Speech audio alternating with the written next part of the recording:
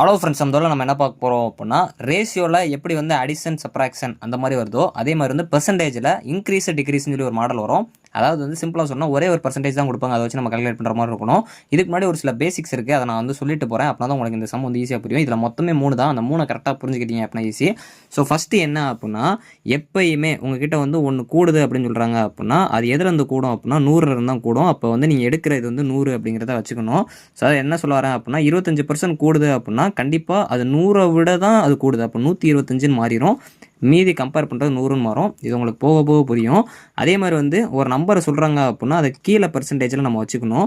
இப்போ 20% எவ்வளோ அப்படின்னு கேட்குறாங்க அப்படின்னா, இது நீங்கள் அடிக்கிறப்போ எவ்வளோ வரும்? 1/5 வரும். அப்போ 20%க்கு வந்து 1/5 தான் ஆன்சரு. 25%க்கு எவ்வளோ வரும் அப்படின்னா 1/4 வரும். ஏன்னா வந்து 25/100ன்னு போட்டிங்க அப்படின்னா 125/24 வரும். அதே மாதிரி வந்து 33.33 இந்த 3 வேலையுமே கொஞ்சம் நல்லா மனப்பாடம் பண்ணிக்கணும். இது வந்து பார்த்திங்க அப்படின்னா 1/3ன்னு வரும். இந்த 3 வேலையுமே மனப்பாடம் பண்ணி வச்சுக்கோங்க. மோஸ்ட்லி இதுதான் தான் கொஸ்டின்ஸ் வந்து கேட்குறாங்க.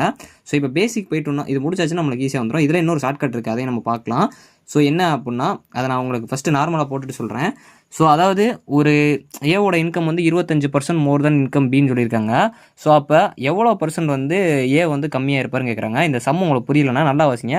ஏ இஸ் அதாவது ஏவோட இன்கம் 25% சொல்லிட்டாங்க. அப்போ அதாவது மோர் தென் பிஏ சொல்லிட்டாங்க. அப்போ ஏ பின்னு சொல்லிட்டு நான் ரேஷியோ அதாவது வந்து பார்த்திங்க அப்படின்னா பெர்சன்டேஜ் ரேஷியோ மாடல் நான் எடுத்துக்கிறேன்.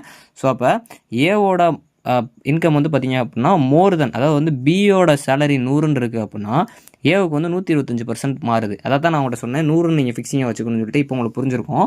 ஸோ இப்போ இதை நம்ம என்ன பண்ணணும் அப்படின்னா ரொம்ப சிம்பிள். பெர்சன்டேஜை கால்குலேட் பண்ண சொல்கிறாங்க. அதோட பெர்சன்டேஜோட தான் கேட்குறாங்க. அதாவது ஹவு மச் பெர்சன்டேஜ் தான் கேட்குறாங்க. அப்போ பெர்சன்டேஜை நம்ம கிட்ட கேட்குறாங்கன்னா நம்ம என்ன பண்ணணும் அப்படின்னா, நீங்கள் வந்து டேரெக்டாக அதாவது வந்து இன்ட்டு 100 போடணும். பெர்சன்டேஜில் கேட்குறாங்க அப்படின்னா இது ஃபஸ்ட்டு ஸ்டெப்பு. இப்போ வந்து நம்ம என்ன பண்ணணும் அப்படின்னா, இது ரெண்டுக்கு இருக்க டிஃப்ரென்ஸ் வந்து பாருங்கள் 25. அந்த 25 தான் இங்கேயும் கொடுத்துருப்பாங்க. அதை அப்படியே வந்து நீங்கள் போட்டுருங்க.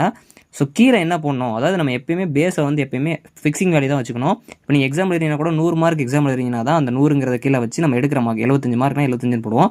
அதே மாதிரி இப்போ 25 மார்க் அப்படின்னா இதில் 125 தான் ஃபிக்ஸிங். ஆனால் கொஸ்டினில் 25 தான் இருக்கும். அதனால தான் நம்ம இந்த இடத்துல கன்ஃபியூஸ் பண்ணக்கூடாது. அப்போ இங்கே 25ன்னு போட்டாச்சு அப்படின்னா 125/25 இங்கே வந்து 525 இது சரியா உங்களுக்கு வந்து. ஸோ இது அடிக்கிறப்போ இங்கே வந்து 2ன்னு வரும். அப்போ இதோட ஆன்சர் வந்து 20%. ஸோ இந்த மாதிரி கொஸ்டினை இப்படியும் நீங்கள் சால்வ் பண்ணலாம். இல்லைனா இன்னொரு மெத்தட் இருக்குது, அதை நான் எப்படிங்கிறத இன்னொருக்கா சொல்கிறேன். ஏன்னா அது இன்னொரு சம்மில் யூஸ் ஆகும். எல்லாத்துலேயுமே நீங்கள் இதை வச்சு ட்ரை பண்ணலாம். ஒரு சில சம்மில் அது ஒர்க் அவுட் ஆகுது எங்கே அப்படின்னு பார்ப்போம். ஸோ இதே அதே மாதிரி தான். ஸோ இப்போ பி கியூன்னு இருக்காங்க. அதாவது யார் இஸ் பக்கத்தில் யார் வர்றாங்களோ அவங்களோட வேல்யூ தான் அப்போ கூட. அப்போ பி இஸ் 50% மோர் தென், அதாவது மோர் தென் இவங்கள விட இவங்க 50% கூட இருக்காங்க. அப்போ இவங்க 100 இருக்காங்கன்னா இங்கே இவங்க 150ன்னு இருப்பாங்க. இதோட டிஃபரன்ஸ் எவ்வளவு? 50. ஸோ அந்த 50 தான் கொஸ்டினில் கொடுத்துருக்காங்க. அதை கூட நீங்கள் அப்படியே எழுதுங்க. கீழே அதாவது இன்ட்டு 100 நம்ம எப்பயும் போடுவோம். ஏன் இங்கே இன்ட்டு 100 போடுறோம்னா பெர்சன்டேஜ் கேட்டிருக்கனால. ஸோ இங்கே வந்து எவ்வளோ வரும்? Fixing value 150. ஸோ அப்போ இதை நம்ம அடிக்கிறப்போ 150/50 350 150.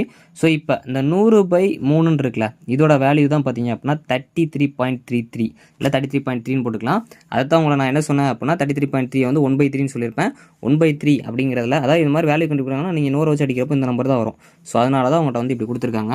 ஸோ இந்த மெத்தட் வந்து உங்களுக்கு புரிஞ்சிருக்கும். இருந்தாலும் இதில் இன்னொரு மெத்தட் இருக்குது. அது என்ன மெத்தட் அப்படின்னா, இப்போ வந்து இந்த மாதிரி டயத்தில் அதாவது பார்த்தீங்க அப்படின்னா 20% கம்மியாகுது அப்படின்னு சொல்கிறாங்க. அதாவது இந்த இல்லை என்னன்னா, ராஜ்னு ஒருத்தர் வேலை பார்க்குறாரு. அவர் வந்து நார்மலாக சம்பளம் வாங்கிட்டு இருக்கப்போ ஒரு டைம் ஏதோ இர்ரெகுலராக வேலை பார்த்தனால அவருக்கு வந்து 20% வந்து கம்மி பண்ணிட்டாங்க. அதுக்கப்புறம் கொஞ்சம் மாதம் கழிச்சு அவருக்கு நார்மலாக வந்து அவரோட சம்பளத்தை வந்து இன்க்ரீஸ் பண்ணிட்டாங்க. அப்போ இந்த மாதிரி சம் கேட்குறாங்க அப்படின்னா இதுக்கு ஒரு ஷார்ட்கட் இருக்குது. ஸோ அது என்ன ஷார்ட்கட் அப்படின்னா, ஒரு சைடு இன்க்ரீஸ் ஆகுது அப்படின்னா கண்டிப்பாக அதோட எதிர்முனையில் ஆப்போசிட் அதாவது வந்து கம்மியாகும். ஒரு சைடு கம்மியாகுது அப்படின்னா கண்டிப்பாக அங்கிட்டு இன்க்ரீஸ் ஆகும். இங்கே ரெடியூஸ்டு தான் ஃபஸ்ட்டு இருக்குது. அப்போ நான் என்ன பண்ணுறேன், ஃபஸ்ட்டு ரெடியூஸ் ஆகுது. அப்போ கண்டிப்பாக ஆப்போசிட்டில் ப்ளஸ் தான் ஆகும். ஸோ இது ஒரு ஷார்ட்கட்டு. அப்போது இதை வந்து நம்ம இந்த மாதிரி ஷார்ட்கட் போடுறப்போ என்ன பண்ணணும், பெர்சன்டேஜ் தான் நீங்கள் பார்க்கணும். அப்போ 20/100ங்கிறத நம்ம அடிக்கிறப்போ 1/5ன்னு வரும். அதை தான் நான் இங்கேயே சொன்னேன் இந்த வேல்யூவை. ஸோ இந்த வேல்யூ 1/5. அப்போது எனக்கு 1/5 வந்து இங்கே கம்மியாக இருக்குது. ஸோ அடுத்து எவ்வளோ வருங்கிறத கண்டுபிடிக்கணும் அப்படின்னா, நார்மலாக இந்த மாதிரி நம்ம ரெடியூஸ் ஆகிற சம் அதாவது வந்து ப்ளஸ் மைனஸ் பார்க்குறப்போ கீழே பேஸை தான் பார்க்கணும். ஸோ அப்போ இங்கே மைனஸ் இருக்குது. ஸோ அப்போ 1ல் 5 கழிக்கிறப்போ எவ்வளோ வரும்? 4ன்னு வரும். ஸோ அதுதான் இங்கே இருக்குது. ஸோ இப்போ 1 - 5ங்கிறது நம்மளுக்கு அதாவது -1/5ங்கிறது நம்மளுக்கு ஃபிக்ஸிங்காக இருக்குது. ஸோ இங்கே வந்து நம்மளுக்கு மாறி இருக்குது. இது எவ்வளோ கண்டுபிடிச்ச ஆன்சரு. ஸோ இதை நம்ம எப்படி கண்டுபிடிக்கலாம் அப்படின்னா, 100 4ஆல் நீங்கள் அடிச்சிங்க அப்படின்னா 1 4 is 4. ஸோ 2 4 8. இங்கே வந்து பார்த்தீங்க அப்படின்னா அப்போ ஆன்சர் வந்து பார்த்தீங்க அப்படின்னா 25%. இதான் வந்து ஆன்சர். சப்போஸ் நீங்கள் நம்ம மெத்தடில் போடுறீங்க, அதாவது இது வந்து ஒரு ஷார்ட்கட்டு. சப்போஸ் நார்மலாக நீங்கள் போட போகிறீங்க அப்படின்னா, ஸோ இப்போ ராஜ்னு ஒருத்தர் இருக்கார், அவரோட சேலரி அதாவது வந்து முன்னாடி பின்னாடின்னு வச்சுக்குவோம். ஸோ இப்போ வந்து இது இனிஷியலாக இது ஃபைனல் கூட வச்சுக்கலாம் நம்ம புரிகிறதுக்காக. ஸோ அவரோட ஃபஸ்ட்டு பார்த்தீங்க அப்படின்னா நார்மலாக இருந்த சேலரியை விட 20% வந்து கம்மியாயிருச்சு. ஸோ அப்போ எவ்வளோ வரும்? 80 வரும். இதோட டிஃப்ரென்ஸ் எவ்வளவு? 20.